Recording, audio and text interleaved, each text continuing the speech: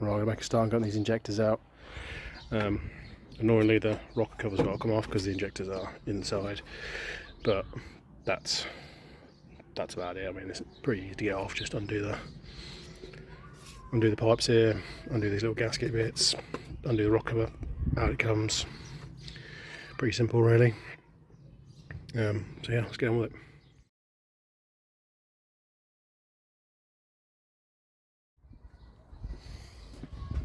Right, so that's the rocker cover off.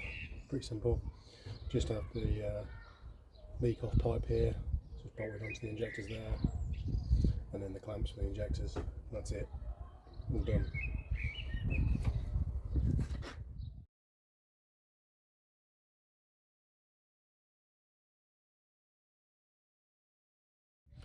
There we go, that's all four out, all nice and clean.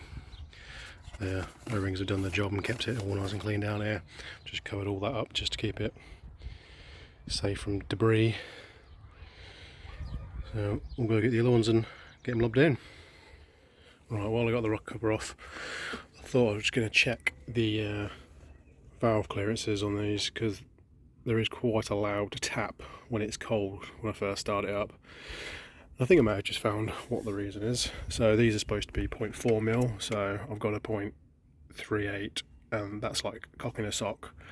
So I've just worked my way through them, and with the 0.28 and the 0.38, which would be 0.66, that's about where it is. So it's rather loose.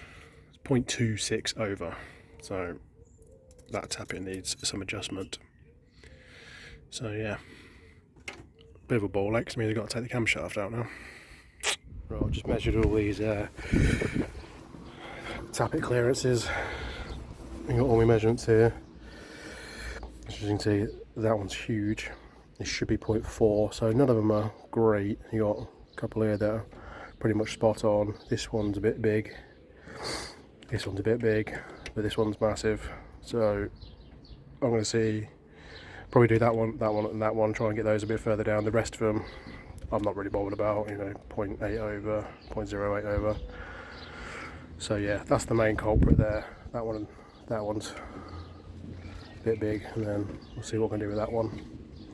So luckily it's all on the front camshaft, which means I haven't got I'm going to leave the belt where it is, loosen these up, and try and sneak the either lift the camshaft up a bit, or I'll take this front one out and leave the back one in, because I don't want to have to muck around with the cam belt. So we'll get these all whipped off and get the camshaft out. Well, there you go, it's camshaft out. Pretty easy really. Just got this bracket plate holding the rear camshaft down, so just got to whip these tappets out now. See if we've got any bigger ones. If not, I have got some shim steel that I'm going to put underneath, and that should work fine. Okay, right, so I pulled the four largest gapped shims out. These are the measurements. So we got a 0.288. This is in millimeters, so that's 2.88, 2.9, 2.96, and 2.83. This is the spare one that I've got that's exactly 3mm.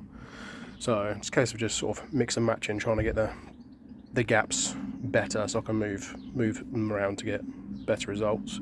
I've also got this shim steel that my brother got me. So that's 0.25mm, and that's 0.2mm. So I can use that. I think I'm just going to go for the 0.2 on this one, which is the biggest one. That'll bring it down, bring the gap down to 0.46. I could go the 0.25 and that'll bring it down to 0.41, but that might be a bit close to tolerance. I'm happier to go slightly bigger on tolerance, and then the other ones I'm going to sort of mix and match and try and get them a bit closer. So yeah, I'll do that and then take some more measurements and see what the difference is. Right, the shims are all swapped around. Almost got it cock on. This one pretty much spot on. This one bang on. This one bang on. But I've gone a bit mad with this one. This I put a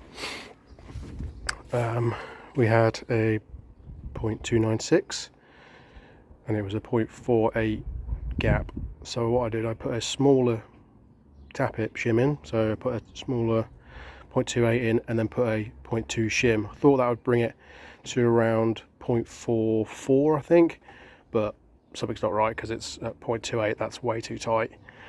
So what I'm going to do is I'm going to whip that one out again, and I'm going to put the 3mm tappet from this one into here. That'll bring this up to from 296 to 300.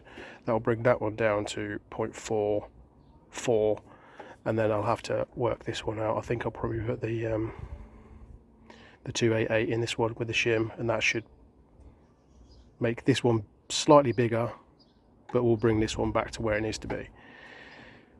A little bit confusing, but it's just what you have to do to get everything right. But the other ones are spot on, so whip it out again, do it again, and swap these around basically. Obviously got my maths slightly wrong. Right, this clearly isn't a good idea when you're tired and hungry. Obviously swap those around, and now this one's 0.4 and this one's 0.2 out. I don't know why I'm dicking around. I'm just going to take the 0.2 shim out of this and make that 0.48, and that'll be fine. Bit loose, but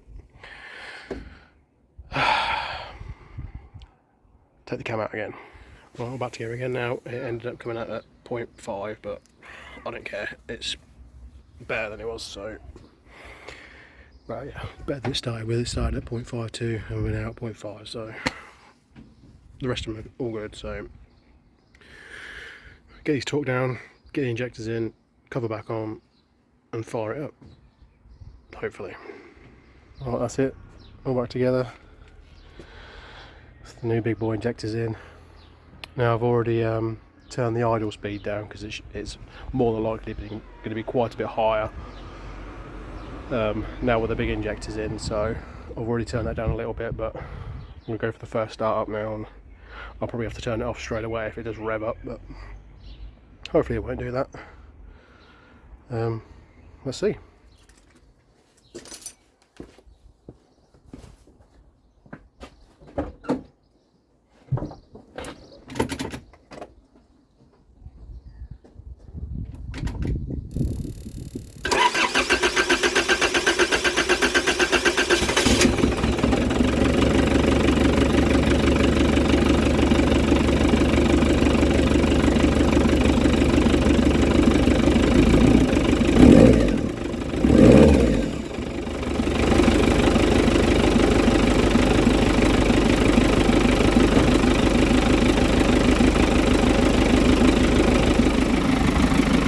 Okay, well it's not revving its tits off, so that's good.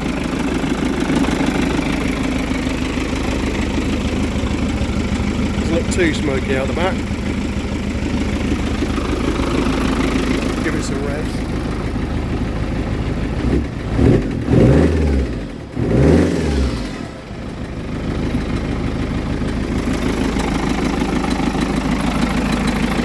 Tapping noise is still there, which is annoying. Right, I'm going to turn up the idle speed a bit, and then it's time for a rip. Well, you'll have to excuse the wind, it's a little bit windy here. Yeah, she's ripping pretty good now. The new injector seems to have made a massive improvement. It's running a lot smoother as well. Got quite a bit of smoke out the back. It's not excessive, but decent amount. Actually hit overboost for the first time, which is set at 30 psi, so that's obviously showing it's making a difference. So I'll just set up the camera and get some running shots. Well, I'm hoping that's not going to shake too much. But you can see the boost controller down here. Set the overboost to 32 psi now. It gets close to it, but it's not quite there yet. But 30 psi is enough.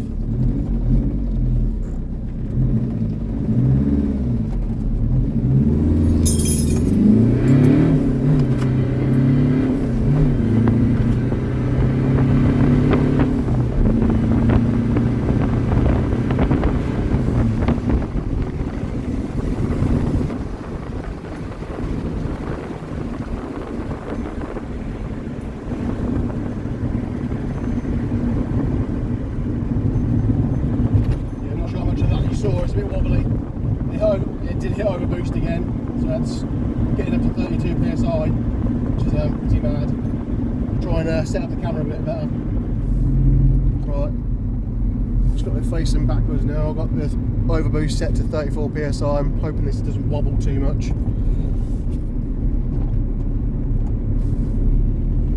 See how smoky it is.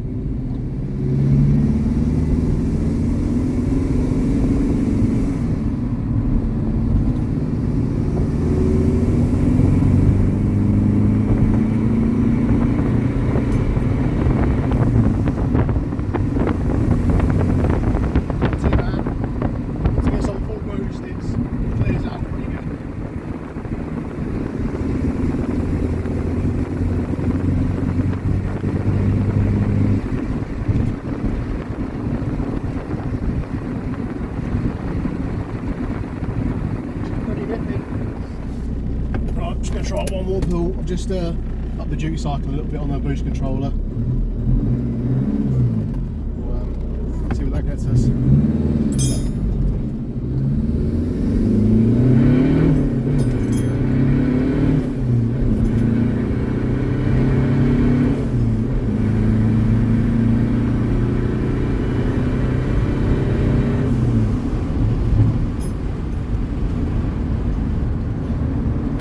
That with the window open.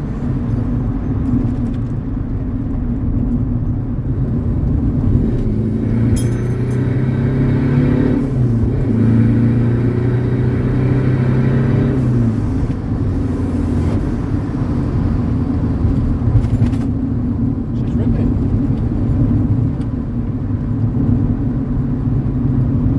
Right, the next stage is the compound turbos. Hopefully be in the next few weeks.